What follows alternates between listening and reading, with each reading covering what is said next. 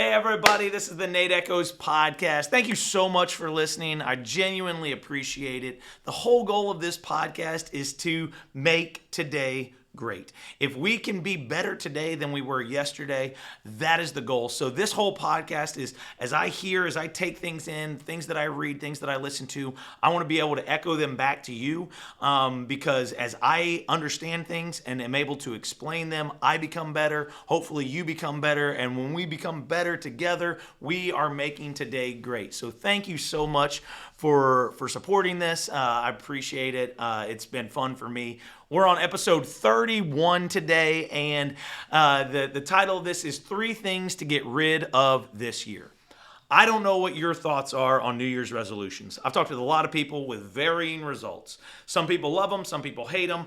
I don't know what you do, but I was talking with my parents this past week, and one of the things that they do, and I've always admired, is they get away for a weekend where they plan their year.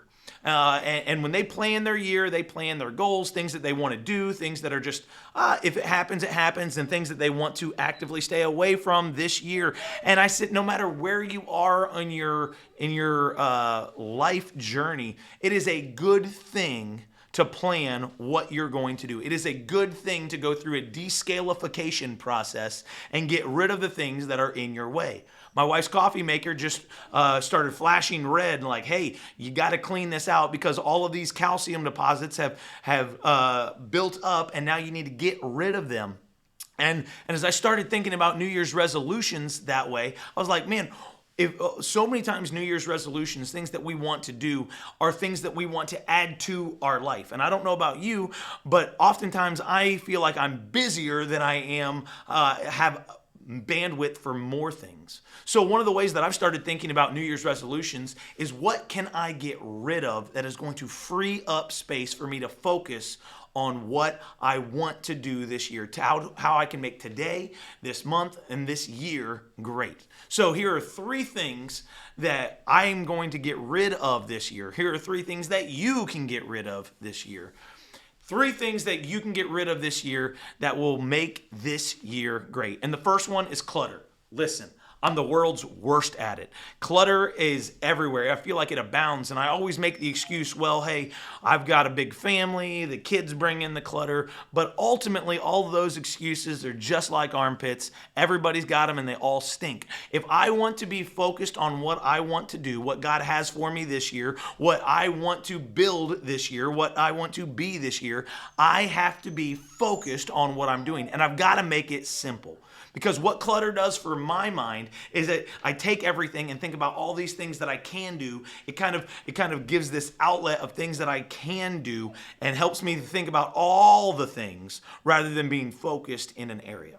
So Jordan Peterson talks about this, that personal responsibility, that extreme ownership that Jocko Willink talks about, this idea of clean your room, take care of the things that you can control. Because I watch a lot of these simplicity people on YouTube or whatever, and it just seems like this daunting task to go through every area. So what I'm going to do is take one area of my life and say, that is what I'm going to focus on, and I'm going to remove the clutter from there. And I've got 2 litmus tests for it, right? I've got 2 litmus tests. The first one is I'm going to, if I look at a desk, right, I'll use a desk as an example. If I look at my desk, I'm going to take away the things that are necessary, right? So what are the things that I need at my desk to do my job, right? And then what are the personal things, the things that I really like that are on my desk, the things that mean something to me. If I can take those 2 things off, nothing else should be on my desk. All the other stuff is just clutter to help distract me on what I could be doing, right? So if I can get rid of everything that isn't a necessity or something personal, that is my goal, because my goal isn't to declutter. That's what I thought for a long time. And that's why I wasn't motivated to declutter my life, is because I was like, well, my goal isn't to get down to be like this ultra minimalist, right? My goal isn't to live in a tiny house and have, 72 belongings, personal items, and that's it, right? My goal is to be focused. And I read this quote by Jonathan Ivey, and it says this: simplicity is not the absence of clutter, it's the result of it. Clutter, whenever I get to declutter my life, I misquoted that. Simplicity is not the absence of clutter. It's a consequence of simplicity. When you get to declutter your life, it is a consequence of simplicity, the consequence of focus. So getting rid of that clutter is what is going to help make me be more focused in what God is calling me to do and what I want to do and the goals that I have for my life. It's a great thing to do. So thing number one, clutter. Thing number two to get rid of this year is a habit that you're not thrilled with. How many times have I felt guilty whenever I've been doing something that it's not necessarily a bad habit, or even I don't see it as a bad habit, but it's just not something that I'm thrilled with. I've never felt more judged than by Netflix when it pops up and says, "Are you still watching?" Right? There's a version of each of us that is not thrilled with what we're doing.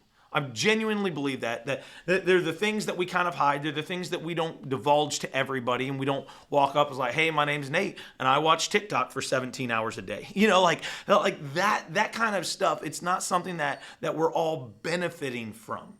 So what would happen in my life if I started looking through the habits that I'm not thrilled with or that are actually damaging my life and said, I want to get rid of 1, 2, 3, 4, 5 of these habits, right? Not necessarily go cold turkey. You can dive into a whole bunch of stuff on how to actually get rid of bad habits. But I think that there's an idea that we're all not happy with some of the habits that we're doing.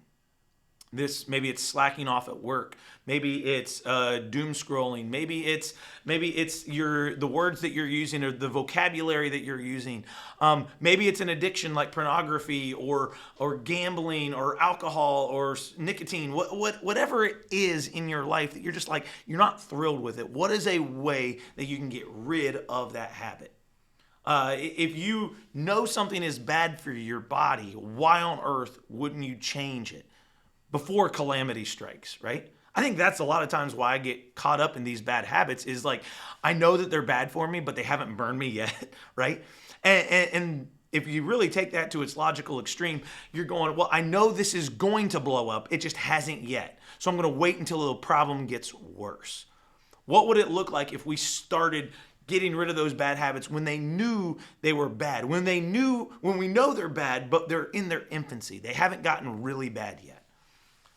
Jim Rohn writes this. He says, we all suffer from one of two pains, the pain of discipline or the pain of regret. And the difference is that discipline weighs ounces while regret weighs tons.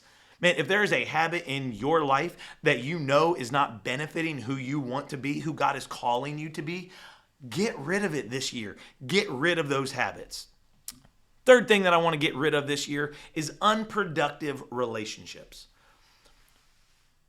Who are the people that make me better? Who are the people that make you better? My guess is that you have some people that come into your mind that you like the person that you are when you are around them. Not because of old time's sake, but you like the person that you are becoming when you get around that person. How can we have more of those people in our life? Well, one way we can have more of those people in our life is getting rid of the people who make us feel the opposite of that. Now, there are some people in your life that you are not going to be able to get rid of that relationship, whether it's your boss or family members or, there are some people in your life that they're just there. You wish you could get rid of them, but you can't. But I think there are other people that we choose to keep in our life, that we allow time and space and energy in our life, that we are seeking those people out. Or better yet, they're seeking us out and we don't have the heart to tell them no. We don't have the heart to tell them that we're not available for them right now. Right? But if you really think about it, we do that all the time. How many times have you seen the caller ID show up and it says potential scam or spam, whatever it is, and you're just like, yes, I'll answer it and give them 15 minutes of my time. I mean, sometimes I do that for my own entertainment's sake, but that's the point. Is so many times we look at it and what would the relationship look like if whenever that person sent you a text or that person wanted to hang out or go out for dinner or grab coffee or anything like that, and you know that person only drains you down or isn't helping you go where you want to go? What would happen if we just say, listen, I don't have the time for you right now? Not to hurt their feelings, not to make them feel bad, but oftentimes these people are the people that only talk about the past. You don't talk about dreams of the future. You don't talk about where you want to be. It's like, oh man, you used to be so fun. And these are areas of your life that you are actively moving and growing in. Yet you allow people to infiltrate your time, energy, and relationships by giving them credence, by giving them a place of authority in your life, by giving them your time. So these unproductive relationships that are not helping you move towards the person that God is calling you to be, the person that you are calling yourself to be, and the self-respect that you are given whenever you are happy and excited for what God is, for what you are doing, for how proud you are of yourself. Yeah, like this idea of self-respect is having a healthy regard for your character, your values, and your dignity. And when we start hanging around with people who actively diminish those things, they lower our self-respect. They lower the respect that we have for ourselves, for our dignity, for our values. You're hanging around with people who don't have the same values that you do, who don't have dignity for what you call holy. Those or the character that you have built for yourself, those are the people that we can get rid of in our life. It's not easy, but those are the things that are going to be beneficial. Alex Hermosi has a quote and he says, "Don't trade your self-respect for someone else's. It's easy to lose theirs and hard to get yours back." It's like, man, that's such a powerful reminder of who we are called to be and how we can get rid of these unproductive relationships to help make us better. So those are the three things this year that maybe you can put them on your New Year's resolution. Maybe you can go through that descalification process to make this year great, to make today great, is by getting rid of the clutter, by getting rid of the unproductive relationships, and by getting rid of the habits that you are not thrilled with, those unproductive, toxic habits.